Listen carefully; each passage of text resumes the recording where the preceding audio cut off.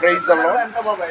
ఈరోజు మే నెల 8వ తారీఖు 2025 సంవత్సరం గురువారం ఉదయం 9:30కి వించిపేట కుమార్ టిఫిన్ సెంటర్ పక్కన తీయడమైంది. ఆయన్ని చూడగానే నాకు గుర్తు చేసింది. మహామేధావి సైంటిస్టు, మన రాష్ట్రపతిగా చేసిన అబ్దుల్ కలాం గారు. అందుకని ముచ్చట వేసి ఇక్కడ తీయాలనుకున్నాను. సరే, ఈరోజు నాకు దేవుడిచ్చిన వాగ్దానం ఏంటంటే 116వ సామెతలో కీర్తనలో 116 6వ వచనం, నేను కృంగి ఉండగా ఆయన నన్ను లేవనెత్తాను. ఆ మాట బాగుంది కానీ వినటానికి నేను మాత్రం కృంగిపోలా. ఎందుకంటే బలమైన దేవుడు, ధనవంతు, ఆయన నా ఖజానా, ఆయన నా స్ట్రెంగ్త్. అలాంటప్పుడు నేను ఎందుకు కృంగి ఉండాలి? ఎన్నో ఒడిదుడుకులు వస్తుంది, ఎండవానలు వస్తుంటుంది.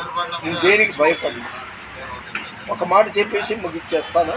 మన భారతదేశం, మన ఇండియా గెలవాలని బాగా ప్రార్థన చేశారు. దేవుడి దయ వల్ల మన భారత సైనికులు విజయం సాధించారు.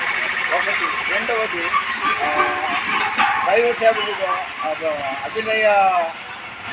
అభినవ దర్శన్ ఆయన్నే విడుదల చేయాలి మంగళగిరి పోలీస్ స్టేషన్ నుండి అని ఆయనే ప్రార్థన చేశాను. దేవుడి దయ వల్ల అది నెరవేరింది. నిన్న మా పిల్లలందరూ వచ్చి నన్ను పరామర్శించారు. నాకు ఇక దుఃఖం, చిరాకు నా పిరికోడిని కాదు, ధైర్యవంతుడిని. దేవుడు బలమైన దేవుడు.